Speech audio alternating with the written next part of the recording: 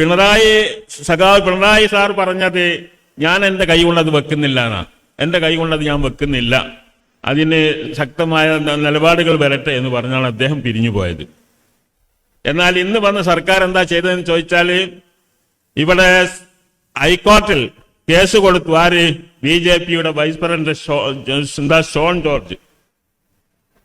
അത് PC ജോർജിന്റെ മകനാ, BJPക്കാരായ പ്രത്യേകം BJPന്റെ വൈസ് പ്രസിഡന്റ് കൂടിയാണ് ഷോൺ ജോർജ്. അദ്ദേഹം പരാതി കൊടുത്തു. എന്താ കൊടുത്തത്? 2 അമുസ്ലിങ്ങളെ വെക്കാത്ത ഈ വഖഫ് ബോർഡ് പരിപൂർണമല്ല, അത് പിരിച്ചുവിട്ട് വേറെ വഖഫ് ബോർഡ് ഉണ്ടാക്കണം, എല്ലാവരെയും ഉൾപ്പെടുത്തിക്കൊണ്ടുണ്ടാക്കണം എന്നാ കൊടുത്തത്. 2 അമുസ്ലിങ്ങളെ വെക്കുന്നത് ശരിയല്ലാന്നാ. എന്നാൽ ഇപ്പൊ ഹൈക്കോടതിയിൽ ഇത് വന്നപ്പോൾ അവിടെ വാദിച്ചതെന്താ? കേരള സർക്കാരിന്റെ വക്കീലെന്താ വാദിച്ചത് ഷോൺ ജോർജിന്റെ ആ അന്യായം ശരിയാണ്, അതിനോട് കൂടെ ഞങ്ങൾ ഒത്തുചേരുന്നു എന്നാ പറഞ്ഞത്, അതിനെ സപ്പോർട്ട് ചെയ്യുന്നു എന്നാ പറഞ്ഞത്. എന്ന് പറഞ്ഞാൽ 2 അമുസ്ലിങ്ങളെ വെക്കാത്ത വഖഫ് ബോർഡ് ശരിയല്ലെന്നും അത് പിരിച്ചുവിടുകയാണെങ്കിൽ 2 അമുസ്ലിങ്ങളെ വേണമെങ്കിൽ 2 RSSകാരെ തന്നെ വെച്ചുകൊണ്ട് ഞങ്ങൾ ഇത് പരിഹരിച്ചു കൊള്ളാമെന്ന ഒരു വിഷയമാണ് അവിടെ കോടതിയിൽ പറഞ്ഞിരിക്കുന്നത്. മുസ്ലിം ലീഗിന്റെ വകുപ്പാണ്, ആ വകുപ്പടക്കമുള്ള അതിനെ കൈകാര്യം ചെയ്യുന്ന ഗവൺമെന്റിന്റെ വക്കീൽ പറഞ്ഞിരിക്കുന്ന അതാണ് നമ്മൾ മനസ്സിലാക്കേണ്ടത്. എവിടെയാണ് ഇവരുടെ ന്യായം? ഇതിനൊരു കാരണമുണ്ട്. ഒന്ന്, അംസയാണ് ചെയർമാൻ, KS ഹംസ. അദ്ദേഹം ചെയർമാനായ ഒരു ബോർഡ് അവർക്ക് അത്ര തൃപ്തികരമല്ല എന്നുള്ളതൊരു കാര്യം. പിന്നെ സഖാവ് ഉമ്മർ ഫൈസിയാണ് മറ്റൊരാളുള്ളത്. സഖാവ് ഉമ്മർ ഫൈസി അവര് പറയുന്നതാട്ടോ, ഞാൻ പറയുന്നതല്ല. അപ്പൊ അങ്ങനെയുള്ള ആൾക്കാരുടെ ബോർഡ് നമുക്ക് പറ്റില്ല എന്ന ഒരു നിലപാടിലാണ് അവർ മുന്നോട്ട് പോയിക്കൊണ്ടിരിക്കുന്നത്. നമ്മൾ ഇതിവിടെ സംഘടിപ്പിച്ചിരിക്കുന്നത് ഇന്നത്തെ സർക്കാരിന്റെ നിലപാടുകൾ, പ്രത്യേകിച്ച് വഖഫ് നിയമത്തിലുള്ള നിലപാടുകൾ, അത് വിശദീകരിക്കാൻ ബോധ്യപ്പെടുത്താനും വേണ്ടിയാണ്. നമുക്കറിയാമെല്ലാം വഖഫ് എന്ന് പറഞ്ഞാൽ അത് മുസ്ലിങ്ങളുടെ സ്വത്താണ്. അത് നേരത്തെ ഇവിടെ നമ്മുടെ ജസ്റ്റിസ് മോഹൻ സാർ ഇവിടെ പറയുകയുണ്ടായി, വഖഫ് എന്ന പദം ഖുർആനിലില്ല, എങ്കിലും നബി വചനങ്ങളിൽ ധാരാളമുണ്ട്. വഖഫ് എന്ന പദമില്ല എന്നത് ശരിയാണ്, എങ്കിലും വഖഫിന് പ്രചോദനം നൽകുന്ന ഒരുപാട് ആയത്തുകൾ ഖുർആനിലുണ്ട്. ഉദാഹരണത്തിന് ലൻ തനാലുൽ ബിർറ ഹത്താ തുൻഫിഖൂ മിമ്മാ തുഹിബ്ബൂൻ, അതൊരായത്താണ്. നിങ്ങൾക്ക് ഏറ്റവും ഇഷ്ടമുള്ള സ്വത്തിൽ നിന്ന് ധർമ്മം ചെയ്യുന്നത് വരെ നിങ്ങൾ പുണ്യം എത്തിക്കയില്ലെന്ന് പറഞ്ഞിരിക്കുന്നു. പുണ്യം കിട്ടണമെങ്കിൽ നിങ്ങൾക്ക് ഇഷ്ടമുള്ളതിൽ നിന്ന് നിങ്ങൾ കൊടുക്കണം. ഇത് പറഞ്ഞപ്പോൾ അബൂ തൽഹ എന്ന് പറയുന്ന ഒരു പ്രമുഖ സഹാബി നബിയുടെ അടുക്കൽ വന്നുകൊണ്ട്, എനിക്ക് ഏറ്റവും ഇഷ്ടപ്പെട്ട സ്വത്ത് ഈ പള്ളിയുടെ മുമ്പിലുള്ള ബൈറുഹ തോട്ടമാണ്, അത് ഞാൻ എന്ത് ചെയ്യണമെന്ന് ചോദിച്ചപ്പോൾ, അത് എന്നെന്നും നിലനിൽക്കുന്ന വരാനിരിക്കുന്ന മുസ്ലിങ്ങൾക്കൊക്കെ ഉപകാരപ്പെടുന്ന ഒരു സ്വത്താക്കിയിട്ട് നീ വഖഫ് ചെയ്യണം എന്ന് നിർദ്ദേശിക്കുകയുണ്ടായി. അതായത് അത് വിൽക്കാനോ മറ്റ് ഒരു നിലക്ക് അന്യാധീനപ്പെടുത്താനോ സാധ്യമല്ലാത്ത നിലക്ക്, ആർക്കും അവകാശമില്ലാത്ത നിലക്ക് അതിൻ്റെ ഫലം എടുത്തുകൊണ്ട് എല്ലാവർക്കും ഉപയോഗിക്കാൻ പറ്റിയ രൂപത്തിൽ ധർമ്മം ചെയ്യണം. അതാണ് വഖഫിന്റെ അർത്ഥം തന്നെ. അങ്ങനെ ഒരുപാട് സംഭവങ്ങൾ നമ്മളെ ഖുർആനിൽ നമുക്ക് കാണാൻ സാധിക്കും. എന്നാൽ നബി സല്ലല്ലാഹു അലൈഹി വസല്ലമയുടെ ഖൗലിൽ തന്നെ ഇദാ മാത്തൽ ഇൻസാനു ഇൻഖത്ത അമലുഹു ഇല്ലാ മിൻ സലാസ്, ഒരു മനുഷ്യൻ മരിച്ചാൽ അവന്റെ എല്ലാ കാര്യങ്ങളും അവസാനിച്ചു, 3 കാര്യം ഒഴികെയെന്ന് പറഞ്ഞു. 3 കാര്യമല്ലാത്തതൊക്കെ അവസാനിച്ചു കഴിഞ്ഞു. ഏതാ 3 കാര്യം? അതിൽ ഒന്നാമത് പറഞ്ഞത് സദഖത്തുൻ ജാരിയ, വഖഫാണ്. എന്നെന്നും നിലനിൽക്കുന്ന ധർമ്മം, അത് വഖഫാണല്ലോ. അത് വിൽക്കാനോ കയ്യേറാൻ ചെയ്യാനോ മറ്റു നിലക്ക് ഉപയോഗിക്കാനോ പാടില്ലാത്ത നിലക്ക് എടുത്തുകൊണ്ട് മറ്റുള്ളവർക്ക് വിതരണം ചെയ്യാവുന്ന, അതിന്റെ ആർക്കാണോ ഉദ്ദേശിച്ച ആ ഭാഗത്തേക്ക് വിനിയോഗിക്കണം എന്നുള്ളതാണ്. ആ നിലക്കുള്ള വഖഫുകളാണ് നമ്മുടെ വഖഫ്. ബഹുമാനപ്പെട്ട 2ാം ഖലീഫ ഉമർ അല്ലാഹുവിന്റെ കാലത്ത് ഇറാഖിലെ ഒരുപാട് ഭൂമികൾ കിട്ടി, ഇസ്ലാമിലേക്ക് വന്നു. അപ്പൊ ഈ യുദ്ധത്തിൽ പങ്കെടുത്തവരൊക്കെ പറഞ്ഞു, ഇത് ഞങ്ങൾ കോരി വെച്ച് തരണം, സാധാരണ അങ്ങനെയാണല്ലോ ചെയ്യാറുള്ളത്. മുറത്താവ് പറഞ്ഞു, ഇല്ല, ചെയ്യില്ല. കാരണം നിങ്ങൾക്ക് ശേഷം വരുന്ന ആളുകൾക്ക്, ഖിയാമം വരെ വരുന്ന ആളുകൾക്ക് എന്ത് നമ്മൾ ബാക്കിയാക്കും? എല്ലാം നിങ്ങൾ കോരി വെച്ച് കഴിഞ്ഞാൽ നിങ്ങളുടെ മക്കളുമായിട്ട് അങ്ങനെ പോവില്ലേ? അതുകൊണ്ട് ഇത് പൊതു സ്വത്തായിട്ട് നിലനിർത്തണം, വഖഫായിട്ട് നിലനിർത്തണം എന്ന് ബഹുമാനപ്പെട്ട ഉമർ റളിയല്ലാഹു അൻഹു പറഞ്ഞു. ഇങ്ങനെയുള്ള ഒരുപാട് അനുഭവങ്ങളുണ്ട്. വഖഫിനെ സംബന്ധിച്ച് പറഞ്ഞാൽ നമ്മുടെ രാജ്യത്ത്, നമ്മുടെ ഇന്ത്യ രാജ്യത്ത്, കേരളമല്ലാത്ത മറ്റു സംസ്ഥാനങ്ങളിലൊക്കെ തന്നെ ഒരുപാട് വഖഫുകളുണ്ട്. അതൊക്കെ പലതും അന്യാധീനപ്പെട്ട് അല്ലെങ്കിൽ സർക്കാരിന്റെ ഭൂമിയായി നിൽക്കുകയാണ്. ഈ വഖഫുകളൊക്കെ സംരക്ഷിക്കപ്പെട്ട് അതിന്റെ ശരിയായ രൂപത്തിൽ വിനിയോഗിക്കുകയാണെങ്കിൽ ഈ സമുദായത്തിൽ ദാരിദ്ര്യം ഉണ്ടാവില്ല. ഉമറത്താബ് എന്ന് പറഞ്ഞ അതാണ്. ഇറാഖിലെ ഈ ഭൂമി നമ്മൾ വഖഫാക്കി വച്ചാൽ ഒരു അർമിലത്ത്, അതായത് വിധവയായ ഒരു സ്ത്രീയും മറ്റൊരാളുടെ മുൻപിൽ കൈ നീട്ടേണ്ട ഗതികേടുണ്ടാവില്ല. ഒരു വിധവയായ സ്ത്രീ എന്നൊരു ഉദാഹരണം പറഞ്ഞതാണ്. വിധവയായ സ്ത്രീ ഈ ലോകത്ത് മറ്റുള്ള മുമ്പിൽ കൈ നീട്ടേണ്ട അവസരം വരില്ല. അതുകൊണ്ട് ഞാൻ ഇത് വഖഫാക്കുന്നത് എന്ന് പറഞ്ഞത്. അതാണ് നമ്മുടെ സ്ഥിതി. ഈ സ്വത്താണ് ഇന്ന് പലരും കയ്യേറ്റം ചെയ്ത് അന്യാധീനപ്പെടുത്തിക്കൊണ്ടിരിക്കുന്നത്. അതിന്റെ ശരിയായ മാർഗത്തിൽ ചെലവഴിക്കേണ്ട ഈ സ്വത്ത് ഓരോരുത്തരുടെയും താല്പര്യത്തിനനുസരിച്ച് കൊണ്ട് കൈകാര്യം ചെയ്തുകൊണ്ടിരിക്കുന്നത്. ഇത് തടയണം. വഖഫ് ബോർഡ് എന്ന് പറയുന്ന ബോർഡിന്റെ ഒരു പ്രധാന ലക്ഷ്യം തന്നെ വഖഫ് സ്വത്തുക്കൾ സംരക്ഷിക്കലാണ്. വഖഫ് സ്വത്തുക്കൾ ആരെങ്കിലും കയ്യേറ്റം ചെയ്തിട്ടുണ്ടെങ്കിൽ അത് വീണ്ടെടുക്കലാണ്. അതതിന്റെ ധർമ്മമാണ്. ഭരണഘടന അനുസരിക്കുന്ന ഒരു നിയമമാണ്. അതാണ് വഖഫ് ബോർഡ് ചെയ്യേണ്ടത്. ഇന്ന് പുതിയ കേന്ദ്ര സർക്കാർ ചില ഭേദഗതികളെ കൊണ്ടുവന്നിട്ടുണ്ട്. പുതിയ അമെന്റ്മെന്റിൽ ഒരുപാട് ദോഷകരമായ മാർഗങ്ങൾ നിർദ്ദേശിച്ചിട്ടുണ്ട്.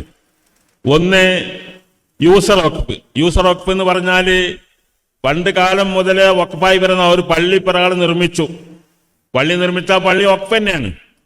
അതിങ്ങനെ ആധാരമൊന്നും ഉണ്ടായിക്കൊള്ളുന്നില്ല. ആ പള്ളി കാലാകാലങ്ങളായി ആൾക്കാർ നിസ്കരിച്ചു വരുന്നു, അല്ലെങ്കിൽ ഒരു മദ്രസ, അല്ലെങ്കിൽ യതീംഖാന, അല്ലെങ്കിൽ ആൾക്കാർക്ക് വെള്ളം കുടിക്കാനുള്ള കിണറ്, അങ്ങനെ എന്തെങ്കിലുമൊക്കെ വഖഫാക്കിയാൽ അതിന് പിന്നെ ആധാരം തരേണ്ട ആവശ്യമില്ല. കാലങ്ങളായി നടന്നു വരുന്ന സംഭവങ്ങൾ അനുസരിച്ച് കൊണ്ട് അത് വഖഫായിട്ട് ചെയ്യിക്കാവുന്നതാണ്.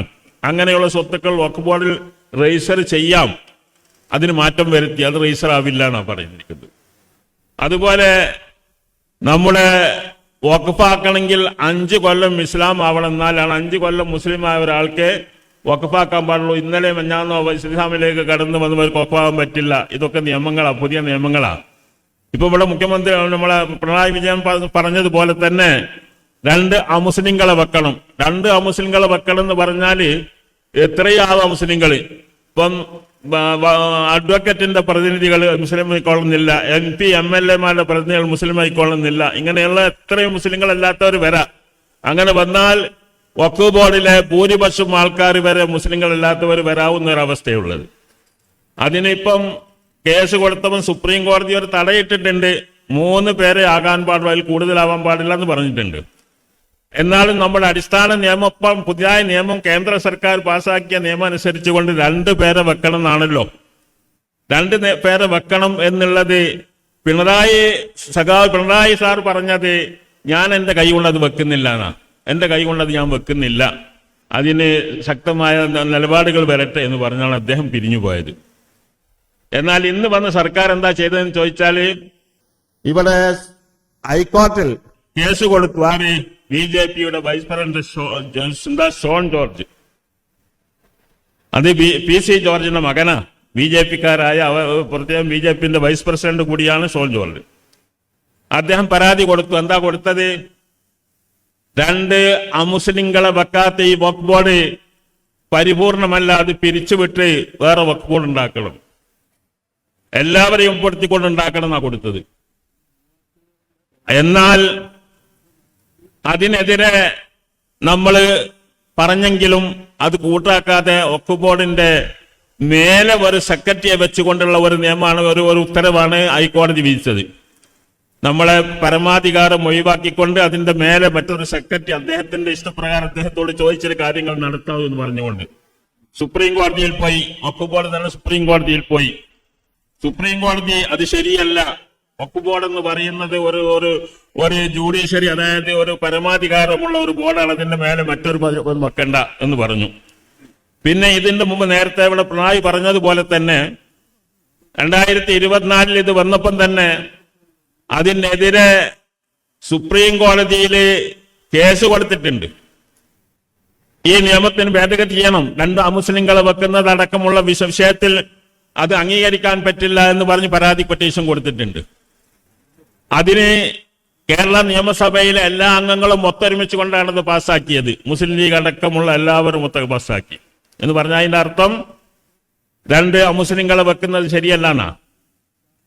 എന്നാൽ ഇപ്പൊ ഹൈക്കോടതിയിൽ ഇത് വന്നപ്പോൾ അവിടെ വാദിച്ചതെന്താ? കേരള സർക്കാരിന്റെ വക്കീലെന്താ വാദിച്ചത് ഷോൺ ജോർജിന്റെ ആ അന്യായം ശരിയാണ്, അതിനോട് കൂടെ ഞങ്ങൾ ഒത്തുചേരുന്നു എന്നാ പറഞ്ഞത്, അതിനെ സപ്പോർട്ട് ചെയ്യുന്നു എന്നാ പറഞ്ഞത്. എന്ന് പറഞ്ഞാൽ രണ്ട് അമുസ്ലിങ്ങളെ വെക്കാത്ത വഖഫ് ബോർഡ് ശരിയല്ലെന്നും അത് പിരിച്ചുവിടുകയാണെങ്കിൽ രണ്ട് അമുസ്ലിങ്ങളെ വേണമെങ്കിൽ രണ്ട് RSSകാരെ തന്നെ വെച്ചുകൊണ്ട് ഞങ്ങൾ ഇത് പരിഹരിച്ചു കൊള്ളാമെന്ന ഒരു വിഷയമാണ് അവിടെ കോടതിയിൽ പറഞ്ഞിരിക്കുന്നത്. മുസ്ലിം ലീഗിന്റെ വകുപ്പാണ്, ആ വകുപ്പടക്കമുള്ള അതിനെ കൈകാര്യം ചെയ്യുന്ന ഗവൺമെന്റിന്റെ വക്കീൽ പറഞ്ഞിരിക്കുന്ന അതാണ് നമ്മൾ മനസ്സിലാക്കേണ്ടത്. എവിടെയാണ് ഇവരുടെ ന്യായം? ഇതിനൊരു കാരണമുണ്ട്. ഒന്ന്, ഹംസയാണ് ചെയർമാൻ, KS ഹംസ.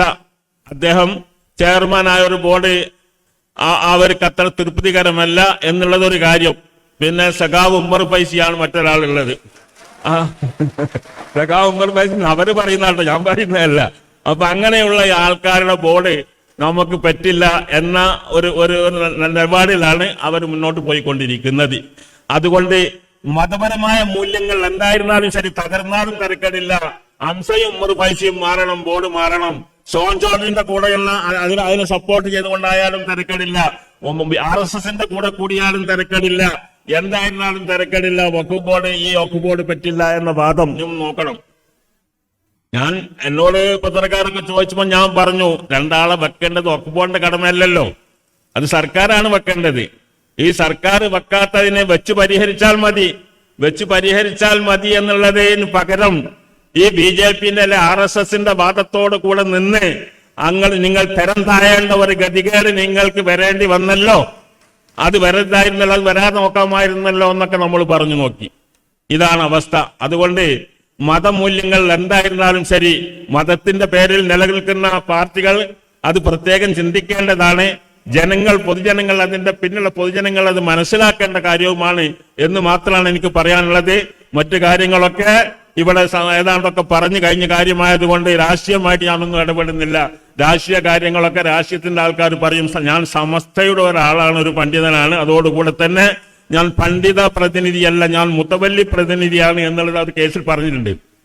മുത്തവല്ലി കോട്ടയിലാണ് ഉമ്മർ ഫൈസി കയറിയത്, ഞാൻ മുത്തവല്ലിയല്ല എന്ന്. അതുകൊണ്ട് ഉമ്മർ ഫൈസിനെ പറ്റൂല. അതുപോലെ ഒരു അലിയുണ്ട്, അഡ്വക്കേറ്റ് അലി, അദ്ദേഹം പണ്ഡിതന്റെ കോട്ടയിലാണ് കയറിയത്, പണ്ഡിതനല്ല എന്നൊക്കെ പറയുന്നുണ്ട്. ഇതൊക്കെ അളക്കാനുള്ള കോലെന്താ ഇവിടെ? പണ്ഡിതൻ അളക്കാനുള്ള കോലെന്താ ഉള്ളത്? അതൊക്കെ ഉണ്ടെങ്കിലേ അത് പറയാൻ പറ്റുള്ളൂ. മുത്തവല്ലിയാണോ അല്ല എന്നുള്ളത് അതിന്റെ കടലാസ് നോക്കിയാൽ അറിയാം. അത് ഞാൻ ഇപ്പൊ പറയുന്നില്ല. ഏതായിരുന്നാലും ഇങ്ങനെ വളരെ കെണിഞ്ഞ ഇതിൽ കൂടെയാണ് ഈ സർക്കാർ പോയിക്കൊണ്ടിരിക്കുന്നത്. മദ്യത്തിന്റെ കാര്യത്തിൽ എന്താ മദ്യത്തിന്റെ നിയമം? മദ്യം കുടിക്കുക. അപ്പം ഇവിടെ മറ്റെന്താണ് തൂഫാൻ നടപ്പാക്കിക്കൊണ്ടിരിക്കുന്നതിൽ തൂഫാനിൽ ഇത് പെടൂല, മദ്യം പെടൂല എന്നാണ് വിഷയം. കുറഞ്ഞ ഇതൊക്കെ ഉണ്ടാക്കുന്ന ഡോസ് ഉണ്ടാക്കുന്ന ഈ ഇത് കുടിച്ചിട്ട് ഇങ്ങനെ ശീലിക്കലാണല്ലോ. അത് ശീലിച്ചിട്ട് പിന്നെന്താക്കാം, മറ്റോടത്തെത്തുമ്പോൾ അവിടെ തൂഫാൻ മതി, ഇവിടെ തൂഫാൻ വേണ്ട എന്നുള്ളതാണ്. ഇങ്ങനെ ഓരോ കാര്യത്തിലും അവരുടെ തലയിൽ അവർ വിചാരിക്കാതെ തന്നെ ഓരോ ആപത്ത് വന്നുകൊണ്ടിരിക്കുകയാണ്. ഇതാണ് നമ്മൾ മനസ്സിലാക്കേണ്ടത്. ഈ ഒരു നിലപാടിൽ കൂടെയാണ് നമ്മൾ ഈ സർക്കാരിനെയൊക്കെ നമ്മൾ കാണേണ്ടത് എന്ന് മാത്രം പറഞ്ഞുകൊണ്ട് ഞാൻ വാക്കുകൾ അവസാനിപ്പിക്കുന്നു.